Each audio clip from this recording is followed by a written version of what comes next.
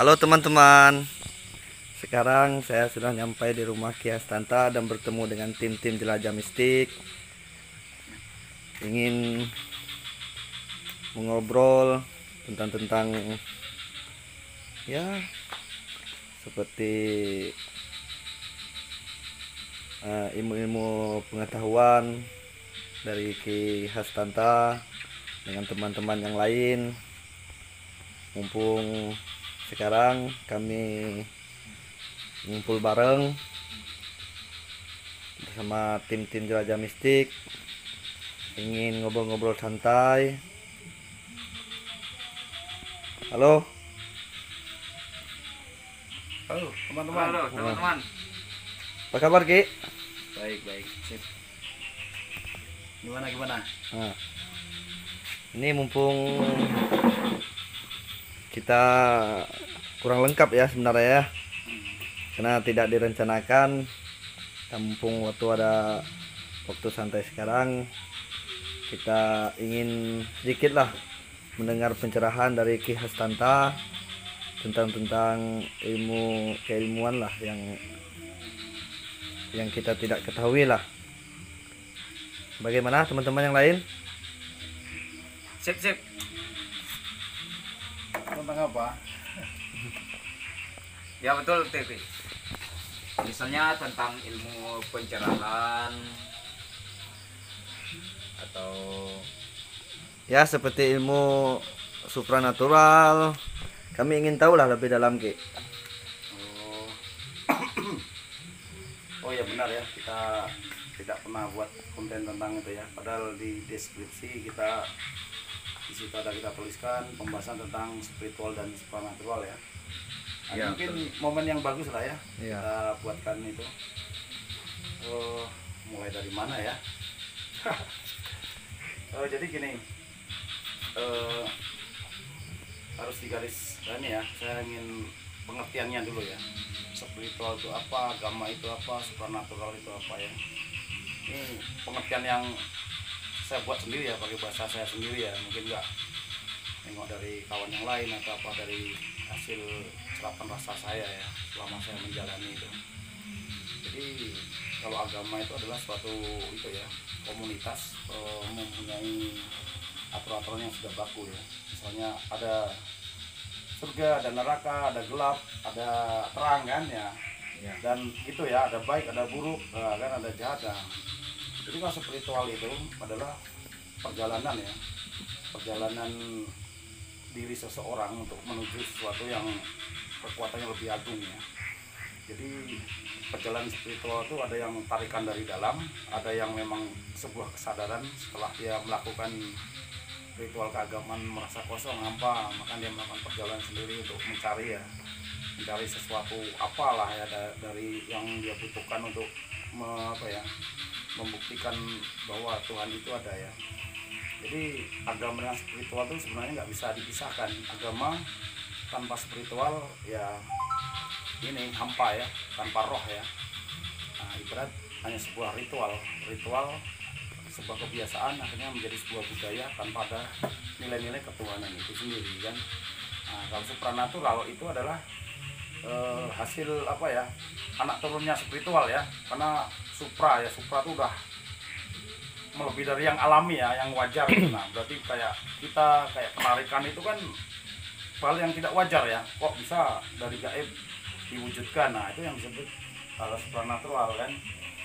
Nah, pengamat supranatural itu banyak kan, seperti mimpi aneh kan, mimpi aneh kelahi ketika kita bangun benar-benar luka kita kan. Nah itu pengalaman supranatural itu ya. Mungkin seperti itu. Kalau spiritual itu lebih benar-benar mencari ya.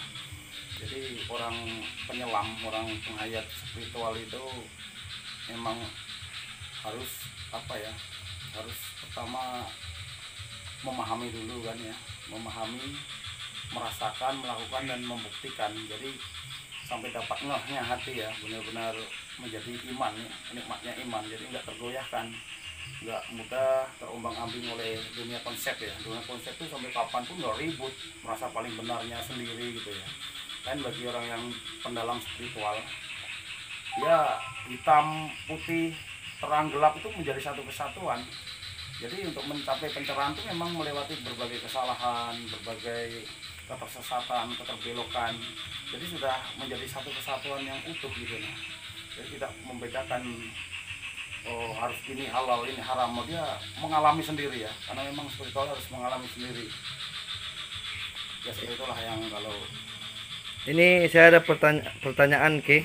ya Dari mana awal cerita bisa mempunyai ilmu-ilmu penarikan seperti itu? Mungkin teman-teman yang lain juga belum tahu ya dari awal ceritanya gimana. sebenarnya penarikan punya kemampuan kita ngobati orang kan melalui kita. Tuhan apa ya, kuasa Tuhan melewati kita. Habis itu itu sebenarnya bonus-bonus ya dari Ya berarti Ki Hastanta tidak bisa bisa pengobatan juga ya? ya seperti itulah. Bukan hanya bisa penarikan yang seperti video-video ataupun yang pernah kita lihat lah. Ya Berarti memang benar lah ya. untuk pengobatan Aki juga bisa gitu ya? Sebenarnya bukan saya yang bisa, cuman ya karena kuasa Tuhan kita hanya minjam energi Tuhan aja lewat restu Tuhan ya. Dan diijabahi, ada yang disembuhkan ya, sebagian ada yang enggak kan ya, memang manusia enggak ada yang sempurna ya, cuman kebanyakan ya yang sembuh lah ya. Cuman yang rata-rata ke tempat saya itu yang banyak yang non medis ya, yang sudah habis-habisan. Nah, datang ke saya ternyata ada sakitnya di batinnya bukan di jasadnya kan. Oh iya iya. Ada energi-energi yang harus dibuang atau kuasa-kuasa kegelapan yang harus dibuang kan, seperti itu. Jadi memang gitu ya. Jadi untuk awal kita bisa sesuatu itu pertama kita harus tahu dasar ya. Dasar awal itu kalau saya dulu berguru itu memang dari nol. Saya bukan titisan langsung tiba-tiba bisa, tahu-tahu gini bisa tuh enggak, memang dari nol ya. Jadi sama guru saya dulu saya diajari awal mula itu adalah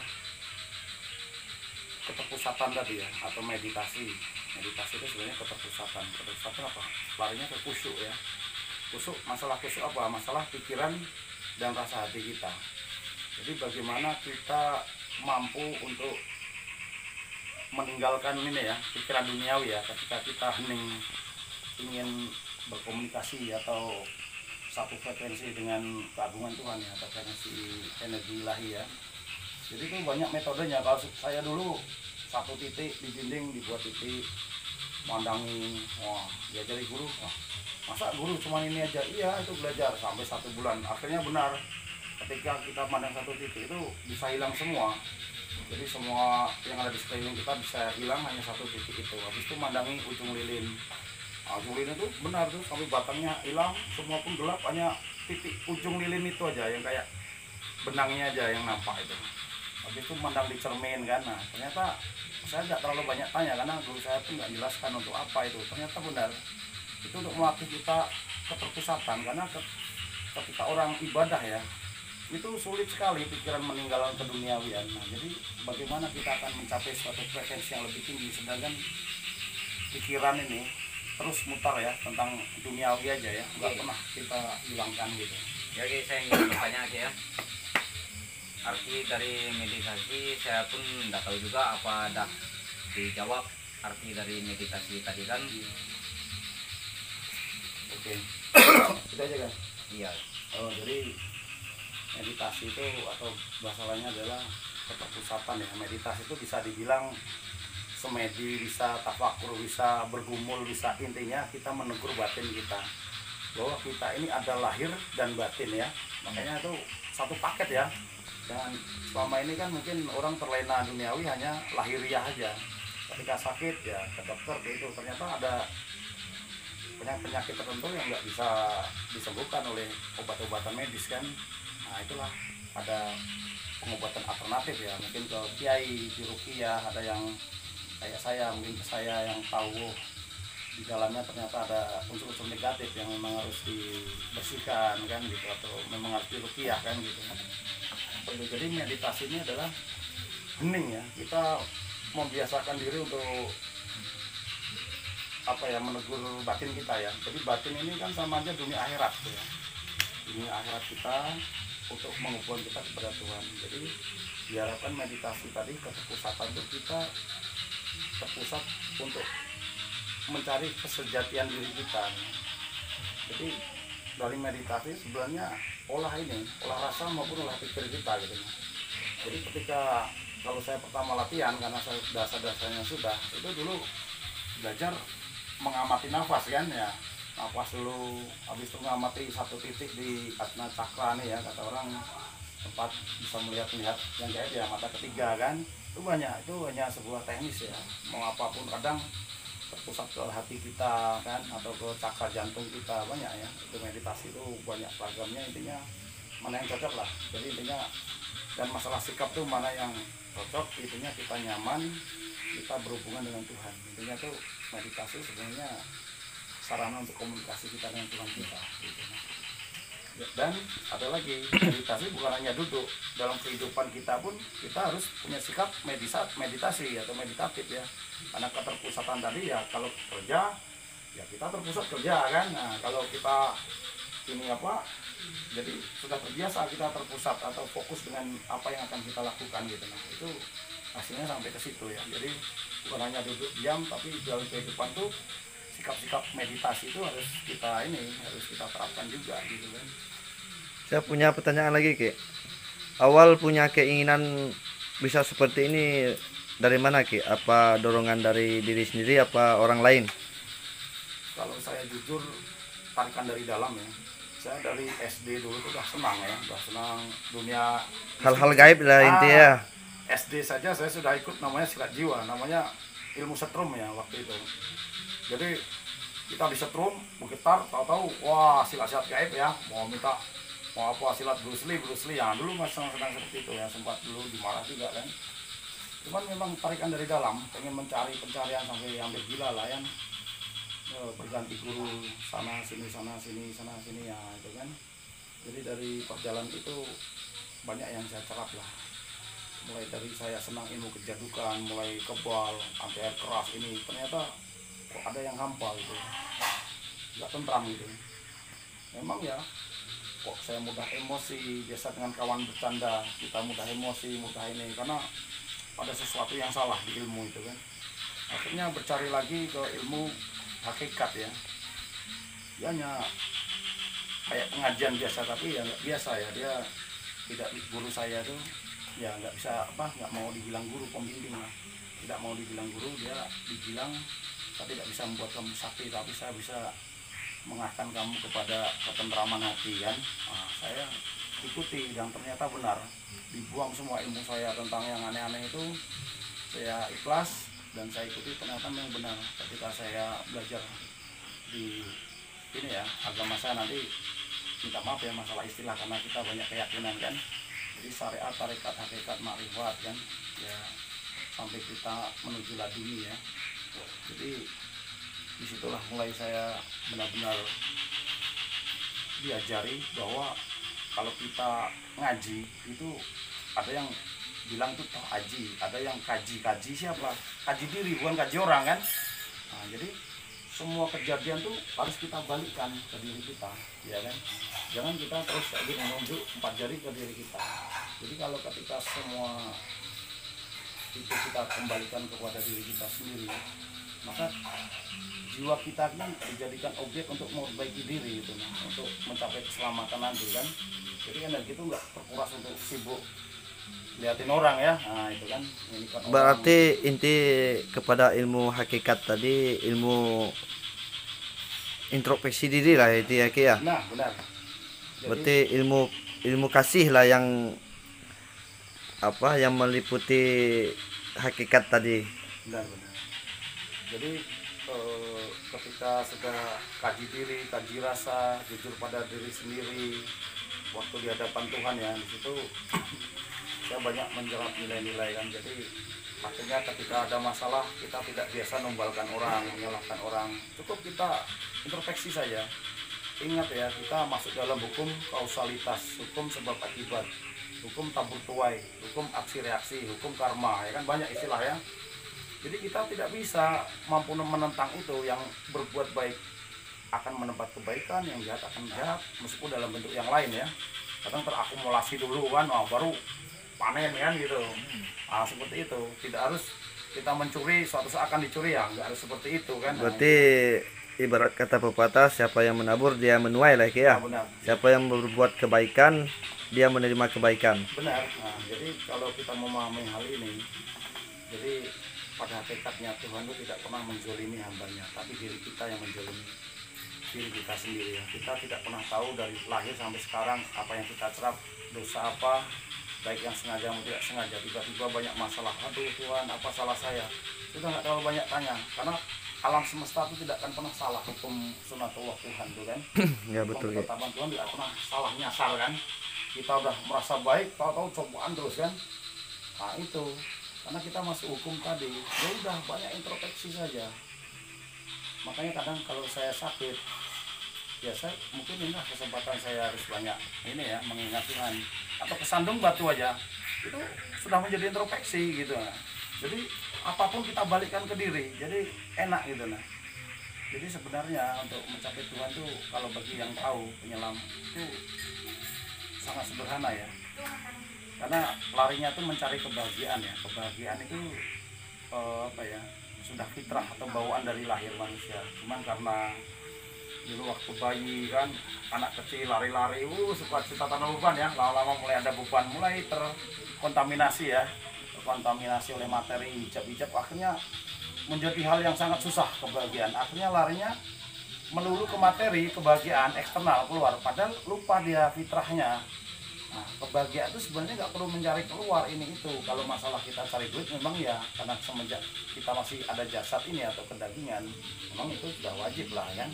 Kita ikuti kesepakatan dunia kan, bahwa cari uang ya, karena uang bisa untuk beli sesuatu untuk kebutuhan kita. Tapi kita lupa yang kita gali, fitrah kita yang di dalam diri itu harus kita gali lagi, kita bersihkan. Kenapa Tuhan kok dulu saya teringat kecil sekuat-kuatan, apakah saya nggak bisa gitu lagi? Bisa, asal kotoran-kotoran atau dosa-dosa hijab-hijab itu bisa kita sikirkan gitu ya. Nah, gimana cara nyingkran? Ya banyak hunting, banyak minta ini pertolongan Tuhan gitu. Nah, hidayah ini ya teman-teman tahu, mungkin penjelasan saya agak juga teratur apa ya, ini karena spontan kan. Nanti suatu saat akan saya bahas tentang apa ya, tentang keilmuan yang bertahap yang teratur lah ya. Jadi ini karena pertanyaan teman-teman ya, saya spontan masih ya, mungkin boleh potong, saya ngomong aja. Jadi seperti itu ya. Bentar ya. Halo Pak. Siapa yang tadi? Oh. Gimana teman-teman, ada yang sakit nih? Mudah-mudahan orang yang kita obati bisa sembuh gitu ya. Mari kita berangkat ya teman-teman ya. Kita minta dibonceng nih.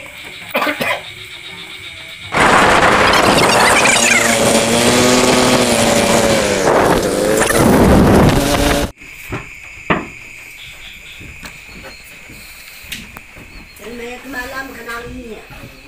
Dia main berobat tadi. Di sana kebuban. Udah berapa malam?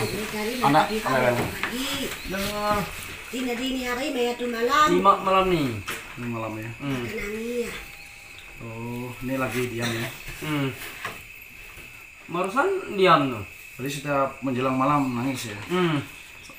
Nanti habis bangun tidur nangis lagi gitu. Nah itu. Kalau malam ya, kalau siang enggak juga enggak Enggak. terlalu. Biasa deh. Anakmu entah. Oh. Jadi coba saya meditasi sebentar ya, mau saya tengok ini ya. Nanti saya netralisir lah kan. Kalau memang ada makhluk lah atau energi negatif lah yang buat si bayi nggak nyaman. Bayi siapa namanya? Valentino Risto.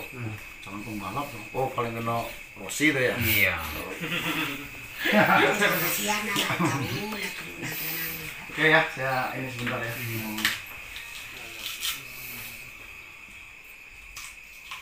Ada itu nggak air putih? Kalau nggak dalam botol yang kecil aja. Air kuat. Syukur-syukur kalau ada madu. Madu ada. Ada nggak? Ada. Dikit aja nanti apa dewasa di bibirnya biar dimakan kan? Madu. Kecewaan. Nggak madu udah. Cawan sama Ini tuh. apa air Hah? putih Madu, botol madu. kecil ya.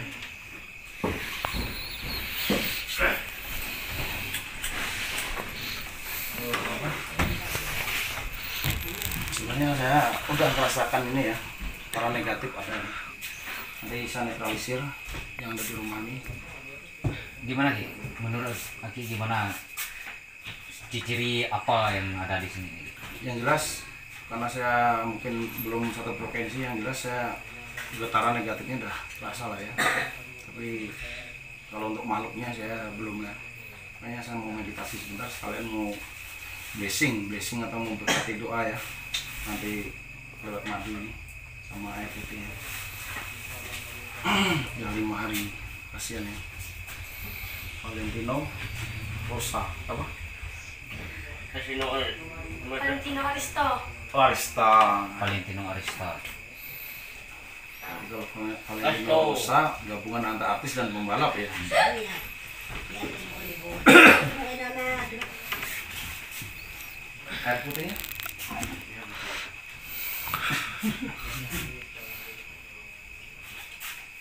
Nah, nanti pokoknya madunya tuh oleskan bibirnya apa kan bagus untuk itu kan.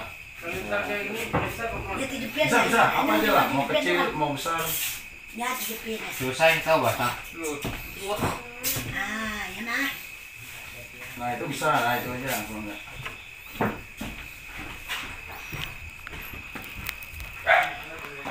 Kasihan aku.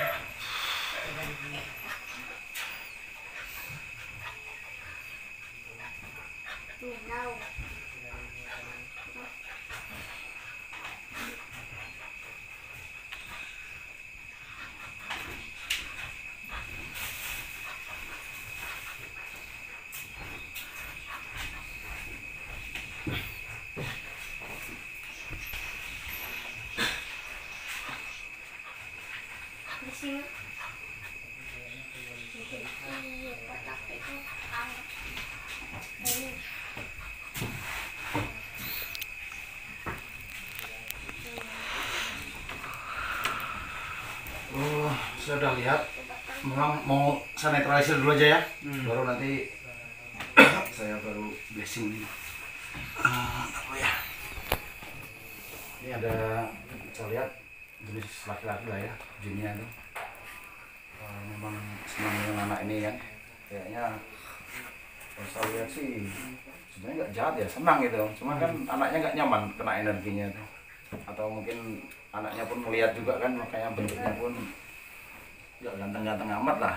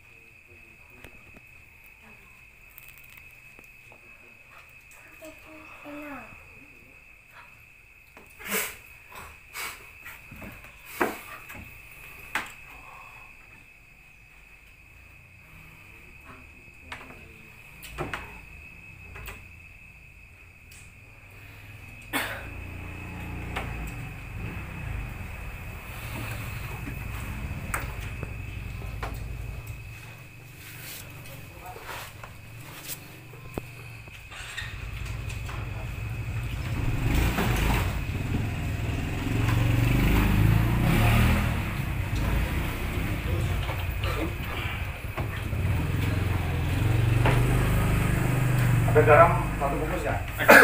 Kita nanti netralisir, disebar itu ya, garam di kamar di bawah-bawah itu.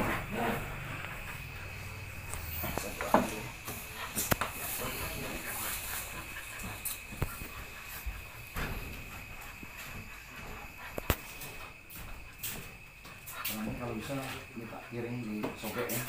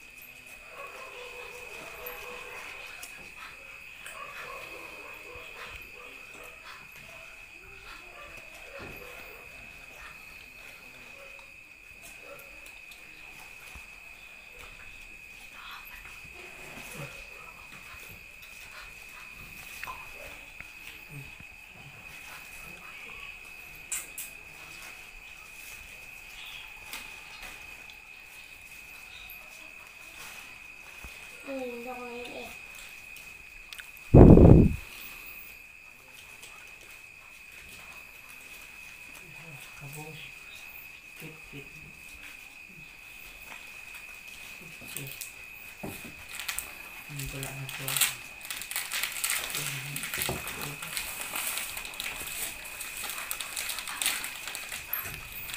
Aduh, boleh.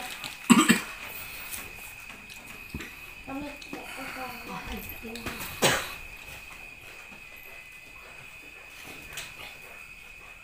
naruh. Nah, boleh.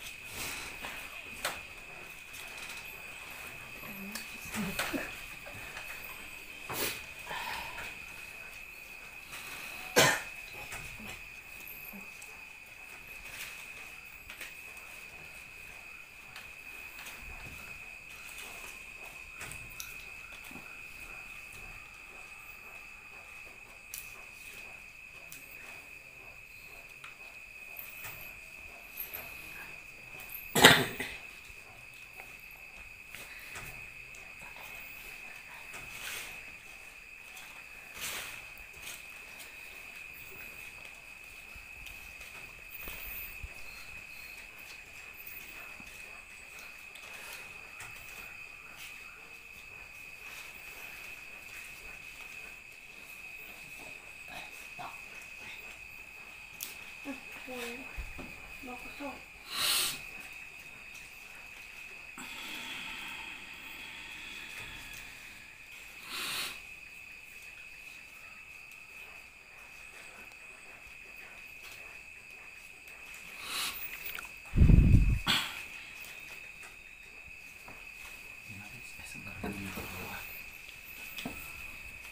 Putihnya nih kalau udah bisa minum air putih belum? Bisa. Udah ya, nah nanti kasihkan dibunuh-bunuh sama tengkuknya ya, sama belakang telinganya nih. Cuma sebelumnya aku cerita habis-habisan gimana kayak kan, Pak, ketemuan kejadian kayak gitu bukan sini sebenarnya, di situ. Di situ di mana? Di rumah sebelahnya, Pak. Di rumah dianya. Rumah mereka ya. Bukan di sini. Itu ya, Kejadiannya. kejadian rewelnya ya. Nanti kita netralisir juga situ ya. Cuman kebetulan memang jin yang itu ngikut tadi itu. Udah ada di samping situ tadi. Kelihatan saya tadi. Nanti kan yang jelas kalau berarti bukan tidurnya sini, tapi malam ini sini nggak? Mana ini sini? Ini tak sebar kan? Nanti yang sisanya ke sana untuk netralisir yang di rumah ya. Maksudnya di keliling anu tuh. Enggak, disebar di dalam dulu semua itu ya, dalam rumah tuh sebar semua ini dalamnya, baru biarkan sampai besok pagi lah baru kelilingi ya. Nah, ini untuk sementara biar enggak itu sebari dikit-dikit aja di pojok-pojok tuh ya. Habis itu nih madu nih kalau bisa diminumkan dikit kan, air putih pun gitu, kalau bisa habis, cuman malam ini kalau bisa dikit aja, basah dikit aja kan, untuk diusapkan ke tengkuk kan, ke ubun-ubun, ke tengkuk sini, tengkuk kan, habis itu ke belakang telinga sini kan, nah gitu ya. Enggak itu Pak. Ngangka. Mbak. Padahal Tuh, kan. na. Nah, itu baru di anu inang itu pekin enggak. Nah, kalau bisa sekarang dikit aja. Langsung nino Pak Oh, kalau masalah nanti sisanya untuk minum kan, kalau madunya nanti untuk kapan dia bangunnya ya, gitu. Madunya pas dia makan madu ya. Garamnya yang jelas sebarkan aja dulu untuk biar nggak ke situ. Oh berarti wajar ya, posisinya agak di luar sana Pak. Udah bisa tengok. Malu. Jadi makhluknya tadi itu sejenis apa lah? Jenis nggak tahu ya, jenis jin lah jelas kan. Jenis jin tapi jenis laki-laki ya. Oh rokok saya ketinggalan. Laki-laki dia. Kalau aku tengok dari tujuannya nih apa usil ya. Tapi pas saya lihat jahat pun nggak terlalu jahat. Intinya kayak usil atau senang gitu dengan anak ini. Itu ceritanya nih. Cuman anak ini karena getaran energi oleh dia nggak nyaman dia. Nggak nyaman dia. Mungkin nangis terus dia. Padahal sekedar mungkin ya jahil-jahil senang gitu goda lah kan. Cuma kalau goda ada taringnya kan ya agak gimana ya. Istilahnya kayak saya lagi ya. Kayak saya jahil sama anak kecil kan. Halo teman-teman Juraja Mistik, kita sudah ada di tempatnya ini ya, Pak Betung atau Pak Anturan ya. Nah ini keluarganya. Jadi teman-teman cucunya nih sudah 5 hari ya, 5 hari kena gangguan ya, kena gangguan rewel setiap menjelang malam selalu seperti itu, nanti tidur sebentar rewel lagi. Jadi ketika saya deteksi memang pertama saya belum lihat ada getaran negatif ya tadi. Ketika saya berusaha menyamakan frekuensi kelihatan ya suatu makhluk itu jin, cuman aku tengok jinnya ya dibilang jahat enggak juga, terlalu mengerikan pun ya enggak kan. Sepertinya kayak senang dengan ini Valentino Arito. Valentino ini kan cucunya dari Pak Anturan ini. Cuman bayinya itu nggak nyaman kena energinya, jadi makanya dia rewel kan. Itu seperti itu, atau mungkin bisa jadi bayinya pun bisa melihat dia juga karena bentuknya pun nggak terlalu ganteng ya. Nah seperti itu teman-teman ya.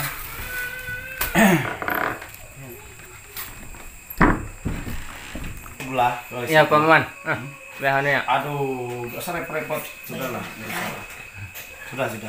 Jadi Mesinnya mesin anak sebentar Pak. Ya, ini deh. kita coba Iya, analisis apa kalau tuh? memang ada kan. Mandi po. Mandi. Lubang bagian. Ya, sini ya. Yang tuh ngutuk baiknya nah loh. Pagi kan baiknya tidak.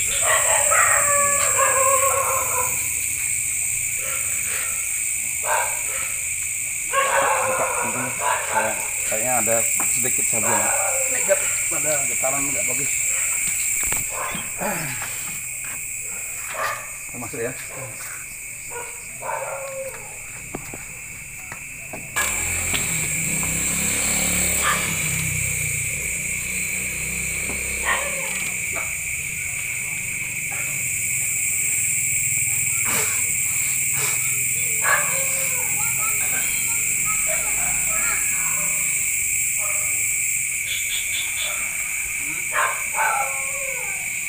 Mengarahnya dari kanan ya, mautnya.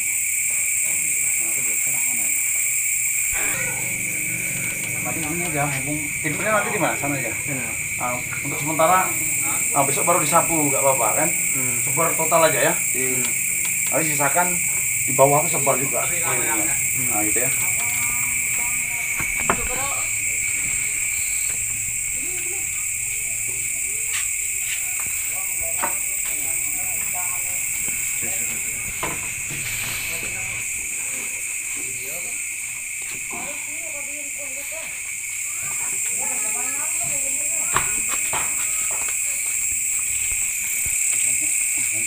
Tinggal keliling aja nih.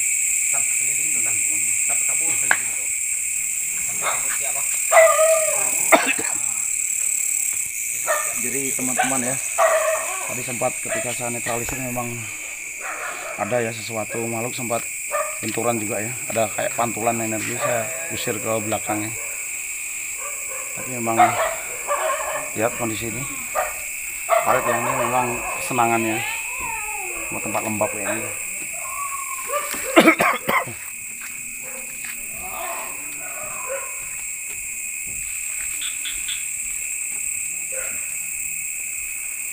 Dah sip, nggak apa-apa, itu sisanya disimpan aja nanti. Kalau bisa nanti pas mandi itu kasih 1 jumput aja untuk campuran airnya, bisa ya, untuk mandi dia, biar bayinya pun bekas negatifnya keluar ya. Seperti itu. Oke gitu aja ya, kami langsung ya.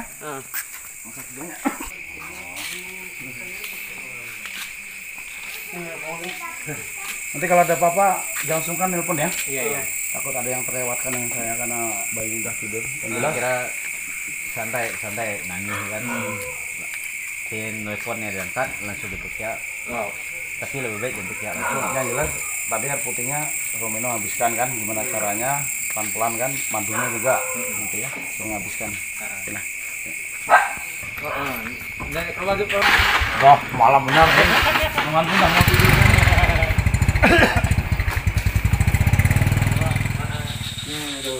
Teman-teman, ini akhirnya kita sudah sampai di base camp lah ya, base camp kami di Mistik. Jadi kita mau nyantai-nyantai dulu. Jadi seperti itu tadi teman-teman ya, baru kita mau tadi seputar spiritual supernatural ya. Atau ada yang menelpon orang warga karena memang saya sudah biasa ya dipanggil, dipercaya oleh mereka kalau ada yang aneh-aneh gitu kan. Cuman yang nggak aneh-aneh, ada bidan di sana kan, atau kadang bawa itu. Cuman kalau yang udah di luar medis itu biasanya memanggil saya gitu teman-teman ya. Jadi itu teman-teman ya, karena ini udah larut malam, sepertinya kami akhiri. Assalamualaikum warahmatullahi wabarakatuh.